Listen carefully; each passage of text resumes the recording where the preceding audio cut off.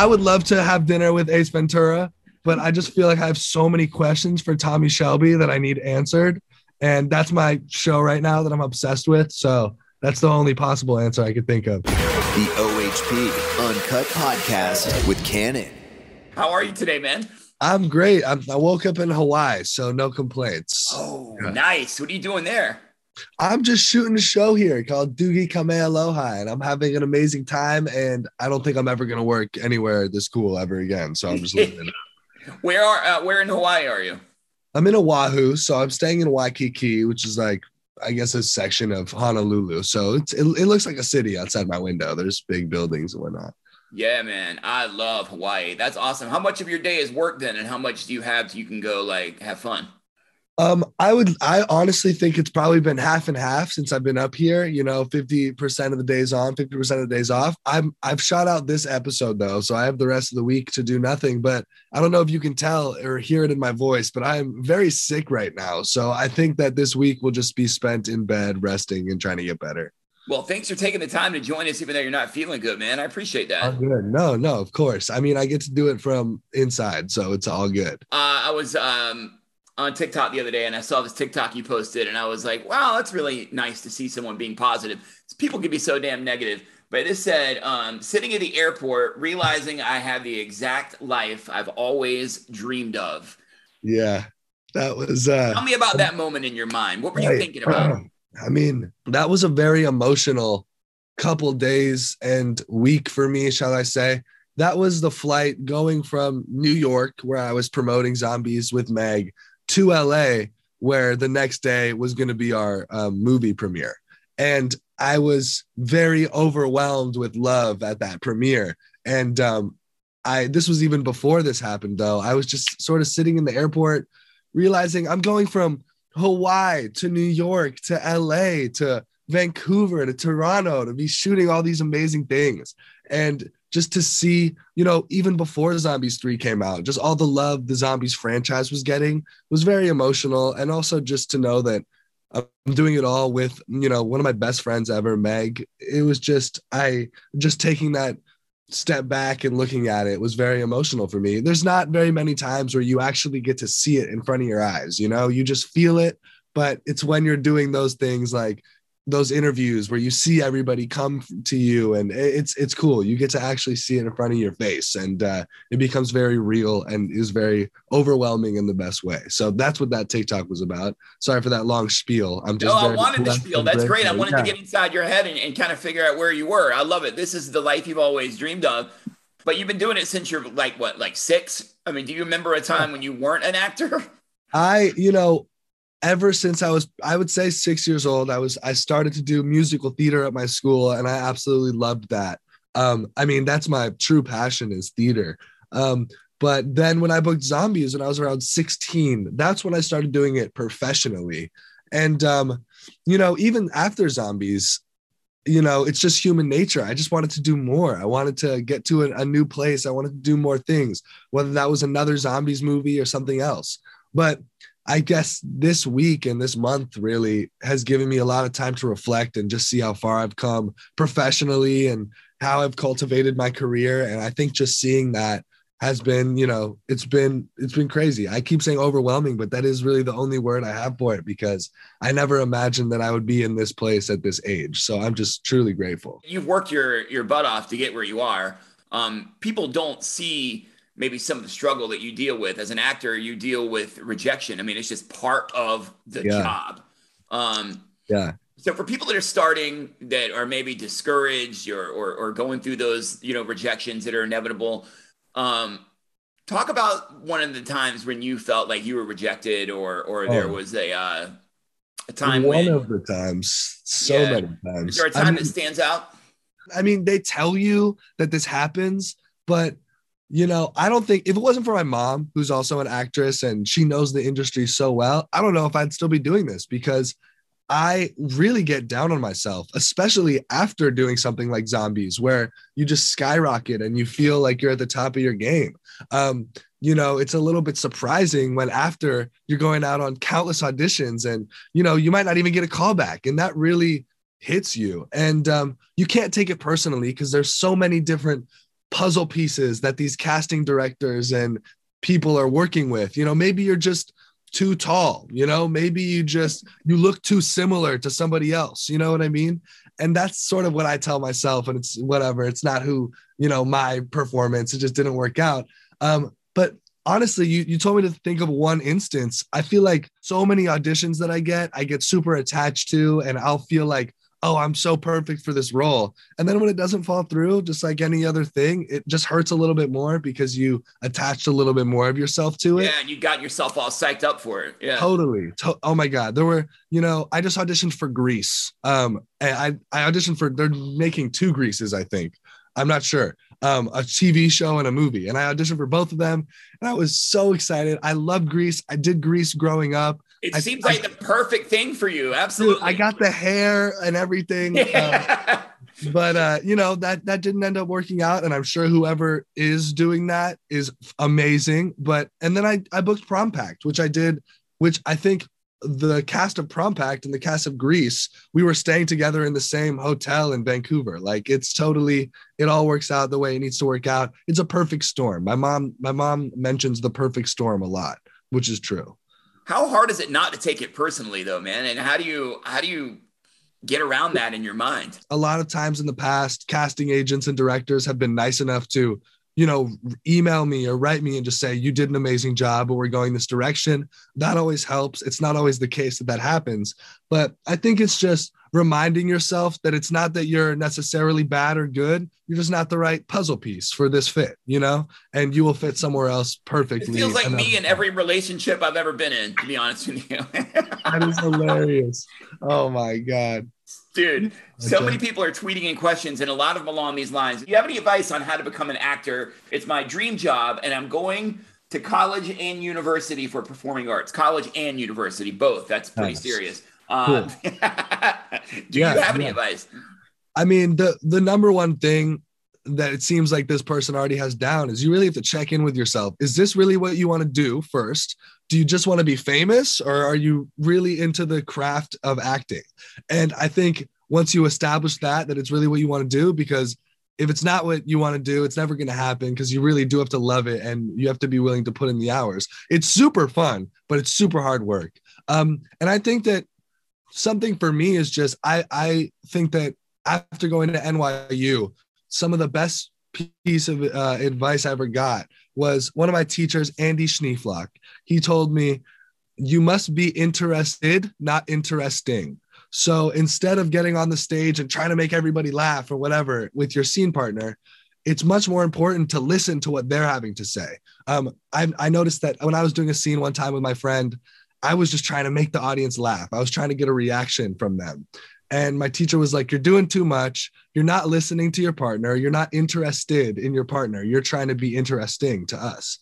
And the second I locked in and was listening to what he was saying, those reactions that I had were much more genuine and much more intriguing. Authentic. Yeah, exactly. So I think acting is just living truthfully in an imaginary circumstance. So there's not much more you have to do on top of that. What did he think about the ending of the movie and the final chapter in the zombie series? We don't know if this is the final chapter, do we? It's not. You know, it's I think that we did a really good job of wrapping it up if it needs to be wrapped up, or being able to continue it if that's something that the fans really want. But we're just gonna have to see. The ending, though, you know, me and Meg, we're producers on this one, and the ending was something that we felt really passionate about and had many ideas for. Originally, I can't really remember the specifics, but we were all sort of in separate areas, like separated, the aliens, the werewolves, the humans, the zombies. And me and Meg thought it was really important that we were all together at the end of this movie. So I'm happy that you know, turned out the way it did. And we also got to call back a bunch of things from the other movies, the light garden from the first one, the sticks with the werewolves from the second one. So we thought that was really cool. And I'm happy with the way that the movie ended up. Were there any particularly difficult scenes to film? As much as the dances are my absolute favorite, they're ridiculously challenging, especially. Wow, that is not what I expected you to say. Yeah, right. For a guy who finished second on Dancing with the Stars. Look, I always consider myself not a dancer with the world's best dance training. Like I've done all these zombies movies and Dancing with the Stars, and like I like with everybody that's been on my team and helped me, like I've definitely come a long way. But even so, I feel like most of the cast are naturally better dancers than I am. I'm sure that they would disagree with you on that one, but still, like, you know, everybody has their own, you know, swag and sauce, which I really appreciate when I'm watching these people dance, like Meg and Chandler, Ariel, Pierce, amazing dancer. And when I watch them, I'm like, damn, they're so confident. And, you know, I'm a confident dancer too, but it's tough. But when we're doing, for example, Alien Invasion, and that takes place over the course of, it was like 4 or 5 nights in a row where you're going home every morning at 8 a.m. and then going back to work at 6 p.m. Oh my God. Yeah, your sleep schedule gets messed up and you get like delirious, and that was a hard week to push through, but also it's like we're all in this same boat together. So it was kind of funny. And when you're that tired, all your walls go down and you just become your complete true self. And we're all just laughing all the time. But yeah, I would say Alien Invasion was challenging, but super fun. And then also just Exceptional Zed there were lots of crazy dance moves. And look, I got a secret to tell you. I'm a big sweater. And when it's hot out and we're doing these dances over and over again, like, geez, do I have to keep dabbing my face because I am just working so hard out there and I keep sweating. And so I think that the dances that we do in the middle of the night and the dances that we do when it's hot out are the hardest ones for me to do. So those are the ones, but you know, it's always fun on top of it all. So there's no complaints whatsoever. You mentioned Exceptional Zed. Is that your favorite song on the soundtrack? I do love that song for many reasons. I think my favorite song on the soundtrack is probably Ain't No Doubt About It, which is the duet that me and Meg have. I think it's the cutest song. It's the song that like, I think I've been listening to the most. Exceptional Zed is very special to me. But I think if I had to pick one favorite, it would probably be the one between me and Meg. You and Meg, the chemistry is so great that you know it's good when everyone wants to ship you right. When you're in real life. You see that and you're like, well, I guess we did a good job. That has to make you feel like, wow, we really did portray what we were trying to, right? Totally. And it's like, you know, people want to bring Zedison to real life, but it's also me and Meg that make Zedison alive in the first place. I have so much love in my heart for Meg, and I feel like that's what shows on screen and that's what people love. But me and Meg started this at the beginning. You know, we've had people trickling in as the movies have continued. We've had, you know, our OG cast is us two, and then, you know, Eliza, Bonzo, Bucky, those characters, just the zombies and the humans. But me and Meg, you know, we were the first two at the beginning that were cast, and I tell the story all the time. We originally were reading with different people. She was reading with, I think, like Kevin Quinn or something. And I was reading with Olivia Rodrigo and Sophia Wiley, completely different girls. Wow. And one day, I think they just saw me and Meg talking in the lobby when we should have been rehearsing with our other people. And they were like, you guys should probably read together and let's see what's up.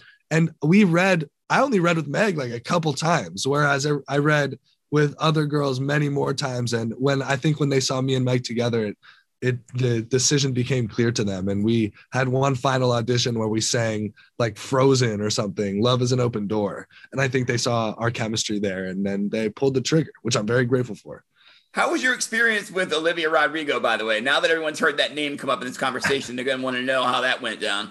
Great. You know, I'm so happy with all of her success. She's just skyrocketing. I hope she's doing well. I love her so much. I have nothing but good things to say about her. And, you know, she would have made a great Addison, but I'm glad that we got Meg on the project.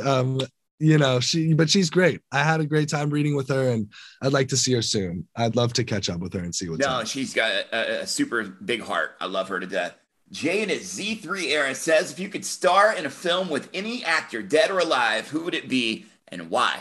Whoever tweeted that, I love you. If I could be in a movie with one person, it would be Jim Carrey. I love Jim Carrey. I know he just retired, but I'm going to bring him back into the game. Jim Carrey is, besides my mom, the person that got me into acting. I was obsessed with him growing up. He is like, you know, I don't get starstruck very easily, but I think if I were to see him again, I saw him one time, and my knees buckled. Like I literally I'm obsessed with him. He's such a trailblazer, and you know, he's the person that got me interested in acting, and it would be a blessing to be in a movie with him. I used to be obsessed with him. I know everything about him. And I don't know, to play his son or something would be really cool. So we'll see what happens with that. Have you ever met somebody that made you nervous to meet them? The only people that make me nervous are singers. I feel like Jim Carrey's probably the only actor that could do that to me. But when I met Selena Gomez, for instance, that was a very heart beating, very fast moment. Yeah. Like it's really musicians that make me nervous. And my mom is the same way. And we've always talked about that. And we wonder why that is. Maybe it's just because, you know, we are actors. We're familiar with these people. But yeah, even so, I just feel like musicians are like gods and goddesses that I want to. Have you met Selena? I met Selena at like the Teen Choice Awards, and I was like 13 or something.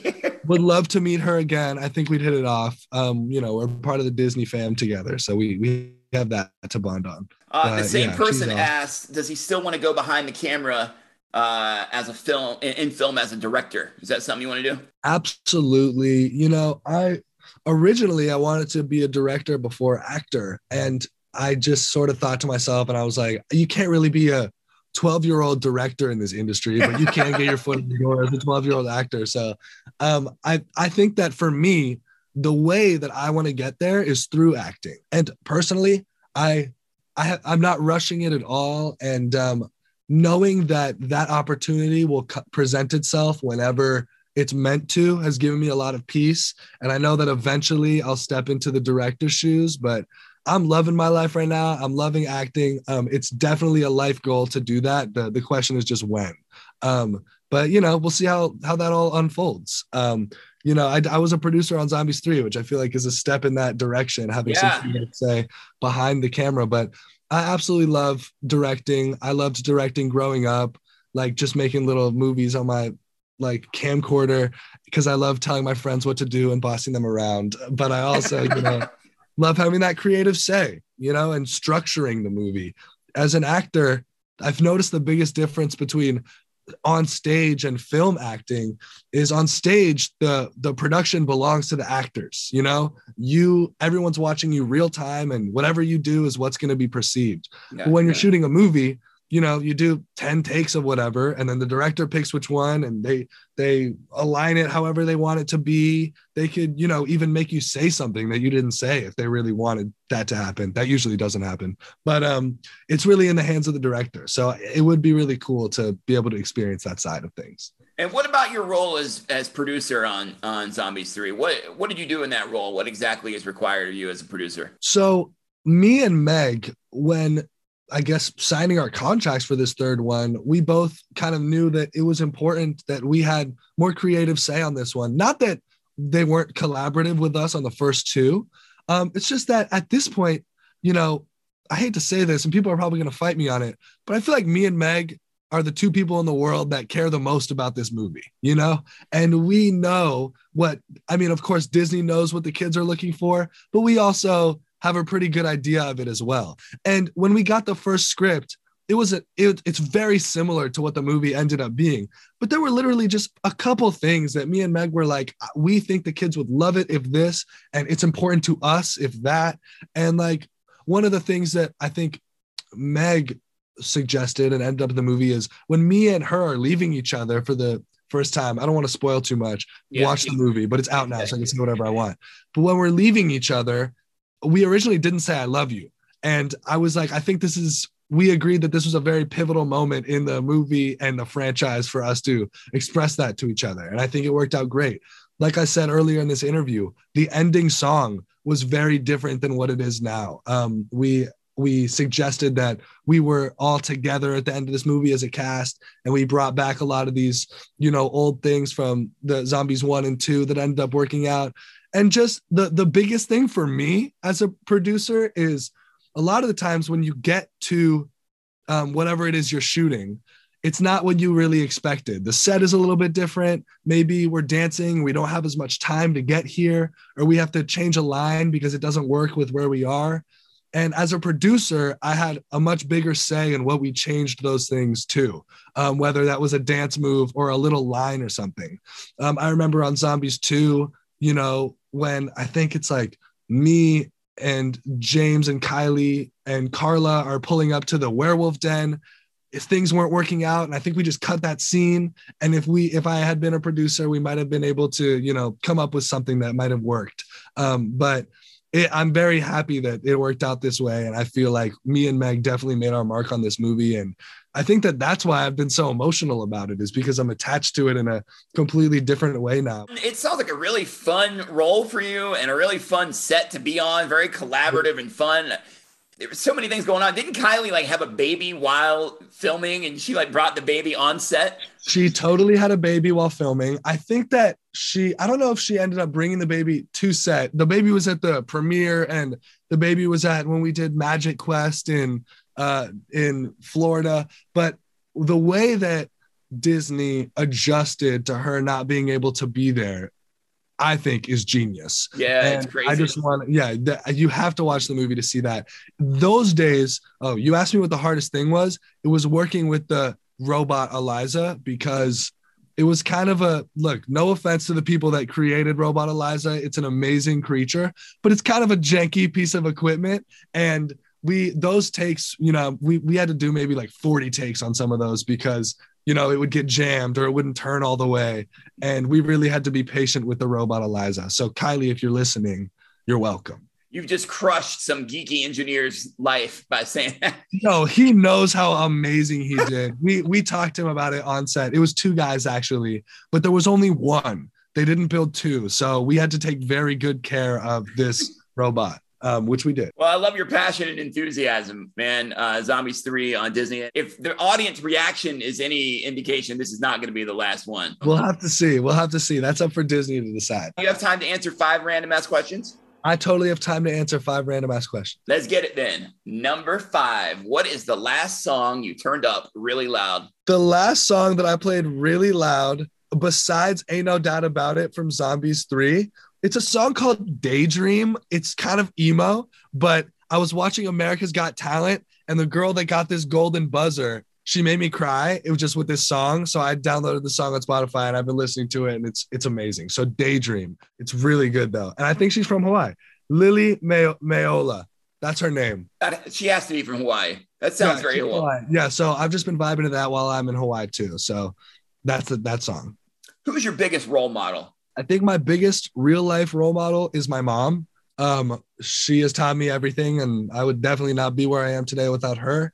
My biggest not in real life role model is probably Jim Carrey. I idolize Jim Carrey. I love him so much. There's so many actors that I look up to, but he's the one that really like set the pace for me. Yeah, I would say him. And also, I love LeBron James. He does a lot of good stuff for the world. So LeBron. He does. Have you met LeBron? I have met LeBron. His son actually went to my high school. Oh, Bronny. Wow. Okay. Yeah. So I met him at like a basketball game or something at my school, which is a weird place to meet him. But he's really nice and super cool guy. Milo, what's your dream role? My dream role is probably to be some sort of like James Bondy type character where he's like a spy or like a superhero or something like that. Who was your first crush? My first crush was Selena Gomez. I love her so much, and she still is the crush that, you know, remains strong in my heart. My first real life crush that I knew personally, I think her name was Sophie Levy. And it's Sean Levy's daughter. And we went to the same school. And I was obsessed with her for like 3 years, since like kindergarten to 2nd grade. So she was my first. Does she know that now? Crush. I'm sure she knows that. If not, then I'm sure someone will send her this interview or something. But I'm pretty she was aware that I was obsessed with her from kindergarten to 2nd grade. I don't know if she's forgotten that, but Sophie, I was obsessed with you. So now you know. All right, last question. If you could have dinner with any fictional character, who would it be and why? If I could have dinner with any fictional character, it would be Thomas Shelby from Peaky Blinders. That's not what I expected you to say. I thought it was going to be a Jim Carrey character. No, look, I would love to have dinner with Ace Ventura, but I just feel like I have so many questions for Tommy Shelby that I need answered. And that's my show right now that I'm obsessed with. So That's the only possible answer I could think of. But obviously, any Jim Carrey character, I would be honored to have dinner with, except maybe like Lemony Snicket or something. Because Super awkward. Well, Milo, thank you for your time, man. This has been a lot of fun. It really, really has. Thank you. I hope I see you soon. All right, you too, brother. Have fun in Hawaii, man. Will do. The OHP Uncut Podcast with Cannon.